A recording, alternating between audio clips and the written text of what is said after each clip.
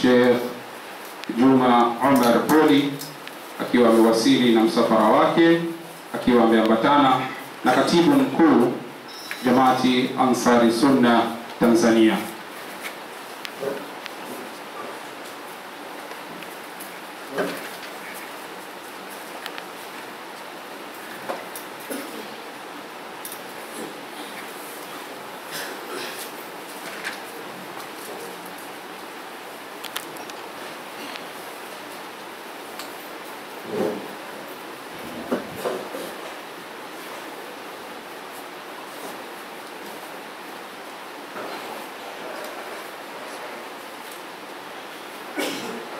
Na amiri akiwa amewasili ni ishara ya kuwa tunaelekea kupokea hotuba yake, na kabla ya kuanza yeye atakayemkaribisha ni mjumbe kamati tendaji taifa.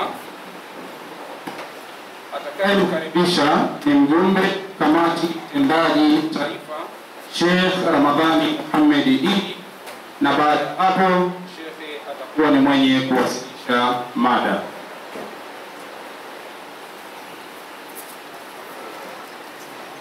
السلام عليكم ورحمة الله وبركاته. بسم الله الرحمن الرحيم.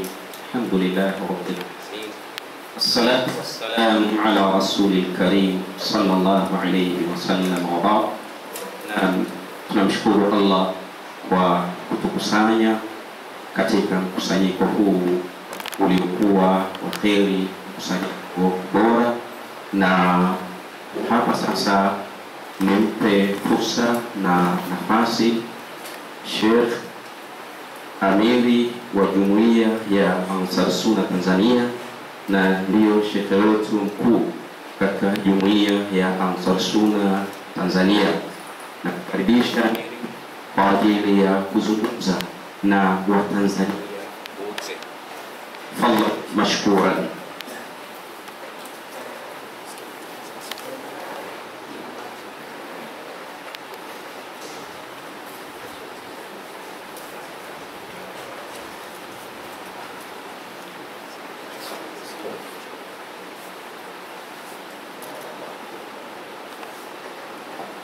السلام عليكم ورحمة الله وبركاته. Mheshimiwa viongozi wa Jumuiya ya Ansar Sunna Tanzania, wageni waalikwa, vyombo vyote vya habari vilivyohudhuria, na karibu tena neno la mafunzo ya Kiislamu. Assalamu alaikum wa rahmatullahi wa barakatuh.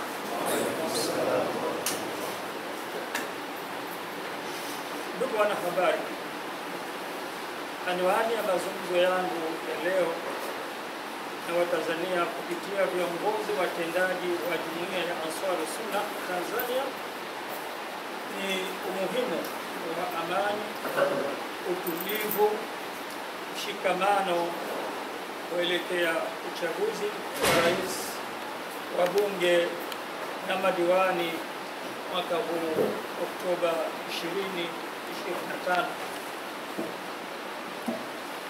Neno la amani limesisitizwa sana katika Uislamu, kiasi cha kuwa Uislamu umeleta aya zisizopungua 17 zote zikizungumza amani kwa njia ya uwazi, na aya si chini ya 500 zikizungumzia amani katika mtiririko wa ufahamu. Pia ulinzi wa amani umesisitizwa katika hadithi ya Mtume sallallahu alaihi wasallam semayo, kullukum ra'in wa kullukum mas'ulun 'an ra'iyati, kila mmoja kati yenu ni mlinzi na kila mmoja ataulizwa katika nafasi yake aliyopewa katika ulinzi, usalama na amani. Huo ndio Uislamu. Na amani imeelezewa na hadithi ya Mtume sallallahu alaihi wasallam, hadithi semayo, man asbaha aminan fi sirbi, آمنا في سربه عنده قوت يومه وصحة جيدة.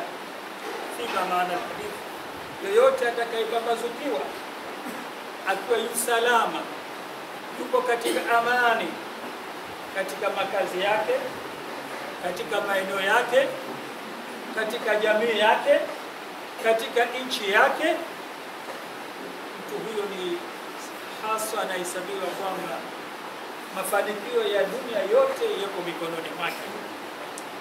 Hadithi hii inaizi Uislamu unaizi amani, kwamba amani, kuwepo amani katika maeneo yako na kuwepo afya, salama wa afya, hatuna maradhi hatarishi, na kuwa na chakula. Haya mambo matatu muhimu katika maisha ya mwanadamu, na mtu anayefanikiwa au taifa linalofanikiwa kuweza kuwa tulivu na amani, raia zake wana afya njema, raia zake pia hawana matatizo ya chakula, basi taifa hilo linakuwa limeshika hatamu ya mafanikio katika dunia hii. Amani imezungumzwa kwa umuhimu sana. Tutamkuta Nabiiullah Ibrahim alayhi salam, ambaye ni baba wa mitume na ni kiongozi mkuu wa mitume yote, alianza kumuomba Mola wake amani kabla hajaomba riziki. Alisema katika aya isemayo iliyo ndani ya sura al-Baqara aya 163, Rabbi ij'al hadha baladan amina warzuq ahlahu min ath-thamarat. Ewe Mola, jalia amani ndio yenye kugubika jiji langu hili.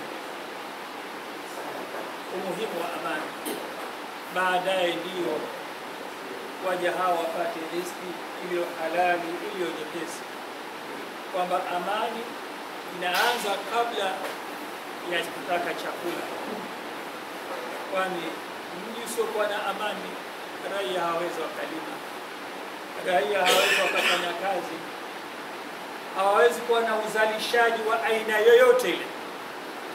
Kwa hivyo amani ni kitu cha muhimu katika taifa kwa maendeleo ya wanataifa hilo na jamii na jirani zake kwa ujumla. Amani imehimizwa sana katika aya mbalimbali na hadithi za Mtume wetu Muhammad sallallahu alayhi wasallam. Ndugu wanahabari, tukiwa katika msafara huu wa uchaguzi 2025 ambapo mbele yetu kuna miezi mitano iliyobaki, kwa kweli tumeshaingia katika uchaguzi. Ni muda muhimu sana ambao unahitaji ulinzi kabla na baada, bali na wakati wa uchaguzi wenyewe, pale zinapoanza kampeni. Nafasi hiyo hutumika vibaya kwa baadhi, si wote, baadhi ya wanasiasa. Sasa sisi Ansarus Sunna, viongozi na taasisi kwa jumla, ambao tuna misikiti isiyopungua 1000 ndani ya nchi na maimamu, ni wajumbe tosha, mabalozi wa kufikisha maelekezo hili la mbinguni kabisa ya ulinzi na amani. Pia viongozi wetu wanalisisitiza hili. Kwa hali hiyo, Jamaat Ansarus Sunna Tanzania inachukua matamko ya wazi kabisa, inaunga mkono juhudi zote za kulinda amani na usalama wa wananchi yetu na nchi yetu pamoja na raia. Hii ndio msimamo wetu, tunaunga mkono yale yote ya ulinzi wa taifa letu hili. Pia Jamaat Ansarus Sunna na viongozi wake ni elekezo muhimu kabisa kwa waumini wake na wananchi wote kwa ujumla juu ya umuhimu wa amani, utulivu na mshikamano katika kipindi hiki cha kuelekea katika uchaguzi mkuu na kuliombea taifa letu mafanikio mema ili liweze kuendelea mbele. Hawa viongozi ni mabalozi katika maeneo yao waliotoka. Jambo la tatu, Jumuiya ya Ansar Sunna Tanzania tunalaani na kupinga vikali kabisa kauli zote zinazoashiria uvunjifu wa amani, utovu wa nidhamu, uchochezi na uvunjifu wa heshima kwa viongozi katika kipindi hiki cha kuelekea uchaguzi na baada ya uchaguzi. Heshima ni kitu cha muhimu sana, na kauli nzuri ndio Uislamu unapoelekea. Kama huna la kusema basi unyamaze. Jambo la nne, Jumuiya ya Ansar Sunna Tanzania inaunga mkono juhudi zote zinazofanywa na serikali ya awamu ya 6 katika kuendeleza nchi na kuwahudumia Watanzania katika nyanja mbalimbali. Kwa mfano, uimarishaji wa amani, maji, huduma ya maji wananchi wote tunaiona, huduma ya afya, mabarabara, umeme, kilimo, elimu, na hivi sasa tunaona treni ya kisasa, viwanja vya ndege, bandari, masoko na biashara. Hizi ni juhudi zinazofanywa na serikali hii ya awamu ya 6. Jumuiya ya Ansar Sunna Tanzania inatoa shukrani za dhati kwa viongozi wote wa Jumuiya ya Ansar Sunna Tanzania, waandishi wa habari na wananchi kwa ujumla kwa kushirikiana vyema na serikali katika kulinda amani na usalama wa taifa letu na kusisitiza kuendeleza ushirikiano huu ili kuisaidia serikali kufikia malengo yake kwa ufanisi. Mwisho, Jumuiya ya Ansar Sunna tunanyanyua mikono yetu kwa unyenyekevu kumwomba Allah subhanahu wa ta'ala, na hasa baada ya kumaliza mwezi mtukufu huu wa Ramadhani, kwamba sote tumefunga na hadithi zimetuelekeza yule ambaye aliyoshinda kwa funga na usiku kisimamo na akamaliza mwezi huwa ni kafara, amesafisha makosa yake yote ya mwaka mzima. Tunaamini bado tu safi kabisa, na hasa wengi bado tunaendelea na funga hii ya 6. Kwa hiyo bado tuna ishara tosha kwamba tuacha Mungu na hatuna uchafu wa aina yote. Tunamwomba Mwenyezi Mungu Subhanahu wa Ta'ala ili nchi yetu hii iwe ya amani, nchi yetu hii iwe tulivu, na viongozi wetu wote wawe salama na amani.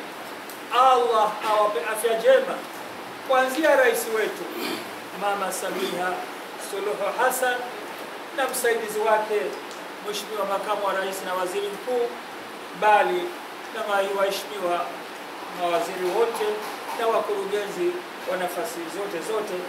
Mola awape amani na utulivu, awape upendo na mshikamano, waweze kusaidiana kama timu ya pamoja inayohudumia taifa hili letu la Tanzania.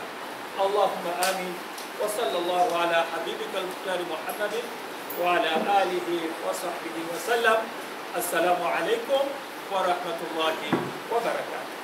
Wa alaykum assalam wa rahmatullahi wa barakatuh. Shukran sana amiri wetu Sheikh mkuu wa Ansar Sunna Tanzania, na imani viongozi wa Jamaati Ansar Sunna mkoa wa Dar es Salaam, lakini pia mikoa mingine na wananchi wote watapata taarifa hii au maagizo haya. Sisi kwetu ni jukumu la kuweza kutekeleza maagizo haya, kwenda kuhubiri amani, lakini sambamba na kuwatahadharisha na vurugu ambazo zinazoweza zikawa kichocheo kuweza kutokea katika jamii yetu, kwani waathirika ni sisi wenyewe. Hakuna yeyote ambaye atakayeathirika yule ambaye labda analeta hizo purukushani, yeye ataweka chokochoko lakini atakaa pembeni. Atakayeathirika ni mimi kijana, mzee wangu, mwanao ndio ambaye atakayeathirika, lakini pia kuna mjukuu wako kule shamba ndio ambaye atakayeathirika. Kila mmoja anaweza kaguswa kwa namna yake. Hivyo basi ni jukumu letu sisi wote kuweza kuzingatia maagizo hayo na kuweza kuyatekeleza. Na hapa ni mwisho wa hotuba ya amiri na shekhe mkuu wa Jamaat Ansar Sunna Tanzania.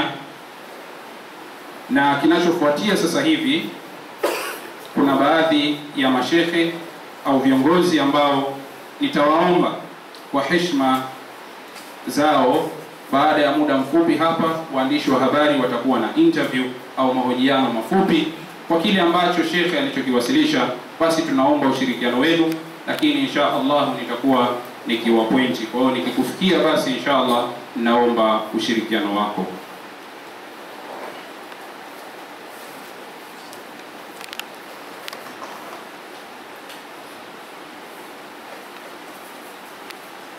Na sasa hivi niombe jopo zima hapa kiongozwa na Sheikh wa mkoa wa Dar es Salaam, Sheikh Juma Bigarama, uweze kumuongoza amiri, katibu na mjumbe kamati tendaji taifa, lakini amiri wa mkoa wa Singida kuweza kutoka ukumbini insha Allah, na taratibu zingine ziweze kuendelea hapa ukumbini.